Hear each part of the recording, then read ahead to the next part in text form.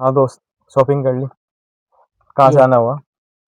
सेला कोई से आया हूँ। सेला कोई से? हाँ, आपकी वीडियो देख के आया हूँ। कैमरामैन दिखाओ जरा। फॉलो कर लगा है। भैया ने फॉलो भी कर रखा। ऑफर चल रहा है यहाँ पे भाई लोग, आप भी आइए। लोकेशन ढकरानी। ढकरानी है।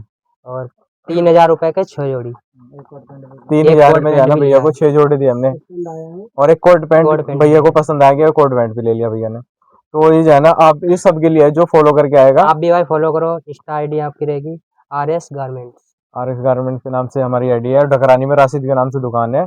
और भाई आप देख सकते हो भैया, सारे बहुत बाहर से आ रखे हैं, सेलोगे में काम करते हैं।